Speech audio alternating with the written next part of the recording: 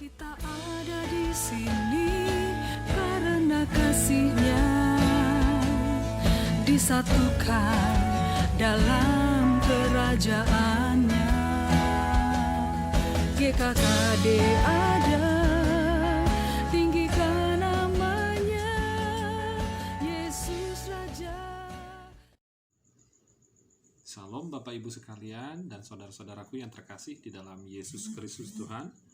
Mengucap syukur kita boleh bersama-sama kembali pada kesempatan hari ini untuk belajar firman Tuhan. Dan kiranya melalui pembelajaran firman Tuhan dan perenungan firman Tuhan kita boleh semakin bertumbuh di dalam Kristus Tuhan, dan kita boleh semakin mengenal Allah yang kita sembah, dan kita boleh berhasil di dalam pengenalan kita akan Tuhan. Baik, kita akan membahas pada kesempatan kali ini, kita akan belajar bersama-sama suatu topik, yaitu bersukacita. Ya, banyak hal yang tentunya dapat membuat kita bersukacita. Ya, contohnya adalah yang pelajar, misalkan dia lulus dari sekolah, bersukacita. Dia masuk ke sebuah universitas yang menjadi impiannya sejak lama, bersukacita. Mendapatkan pekerjaan yang baik dengan salary atau gaji yang baik, bersukacita. Dan hari ini banyak orang yang berharap untuk dapat mendapatkan pekerjaan, yaitu menjadi pegawai negeri yang mendatangkan sukacita. Ya, mendapatkan promosi di pekerjaan, bersukacita. Ya, mendapatkan pasangan hidup dan menikah, bersukacita. Ya, dan dalam usaha bisnis berhasil pun bersukacita. Ya, hal-hal itu wajar dan tidak ada salahnya bersukacita oleh karena hal tersebut. Itu adalah hal-hal yang memang membawa sukacita di dalam hidup kita.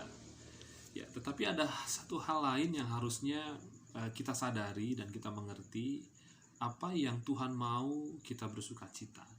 Di dalam apa dan karena apa kita bersukacita yang Tuhan ajarkan dalam kitab suci atau di dalam Alkitab.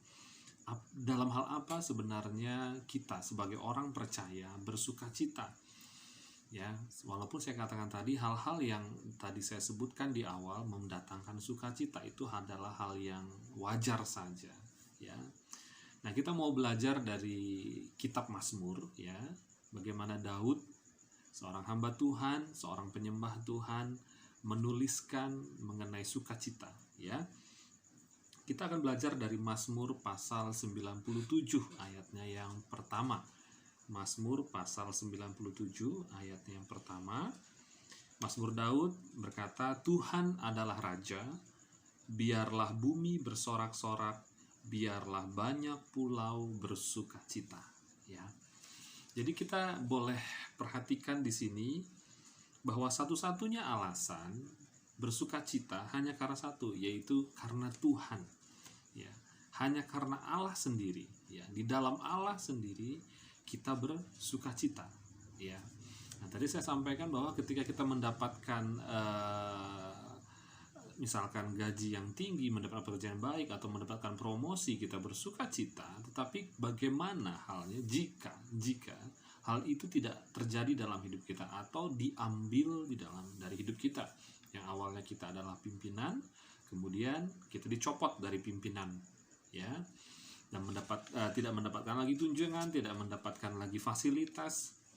Pertanyaannya, apakah kita masih bersukacita? Ya, kalau kita tidak lagi dapat bersukacita, ya itu artinya ya kita bersukacita pada hal yang salah. Ya, kita menempatkan sumber sukacita kita kepada hal-hal yang dapat dicuri, hal-hal yang dapat hilang, hal-hal yang tidak bersifat kekal. Tetapi karena sukacita kita karena Allah, maka kita tahu Allah itu adalah kekal. Allah itu setia, ya. Maka kita menaruhkan sumber sukacita hanya karena Allah, hanya karena pekerjaan Allah dan perbuatan Allah di dalam hidup kita, ya. Dan kita bisa pelajari lagi dari kitab Mazmur, yaitu Mazmur pasal 67 ayat ke-4 sampai ke-5. Mazmur 67 ayat 4 sampai 5. Demikian firman Tuhan, lihatlah hai orang-orang yang rendah hati dan bersukacitalah, Kamu yang mencari Allah, biarlah hatimu hidup kembali.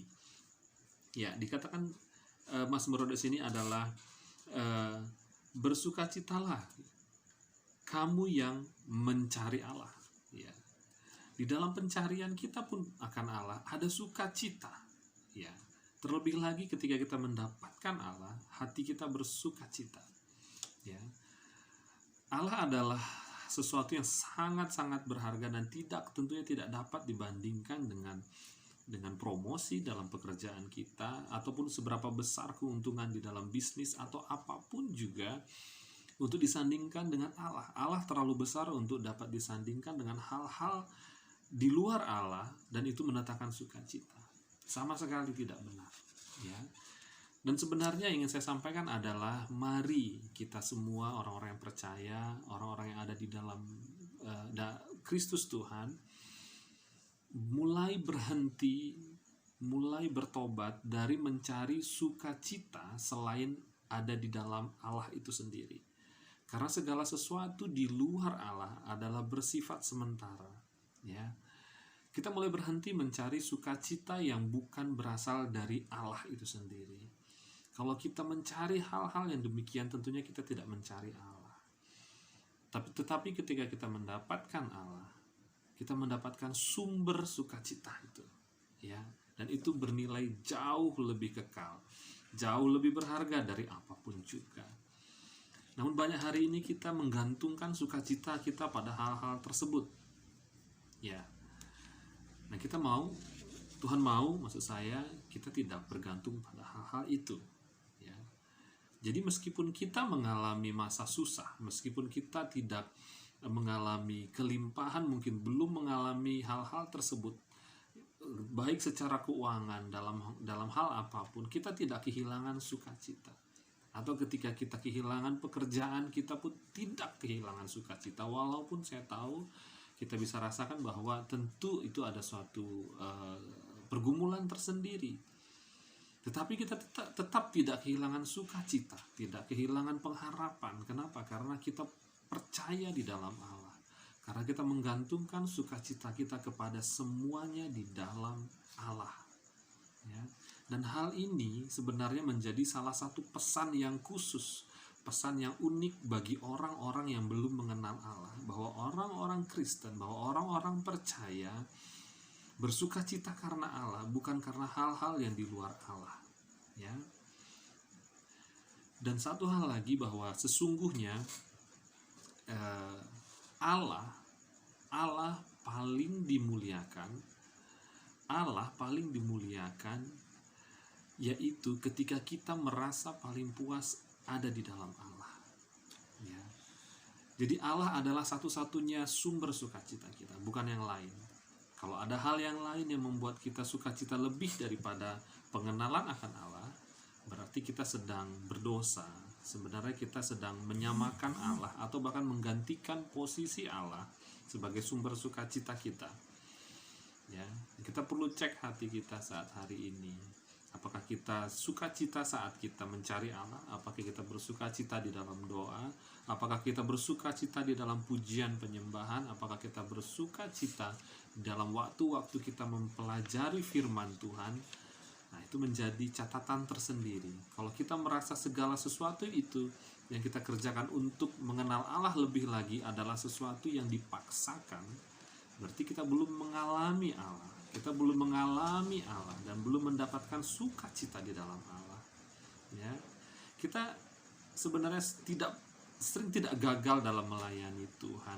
Maksudnya adalah dalam mengerjakan pekerjaan pelayanan di gereja sebagai worship leader, sebagai pemain musik, atau bahkan kita yang berkhotbah sekalipun.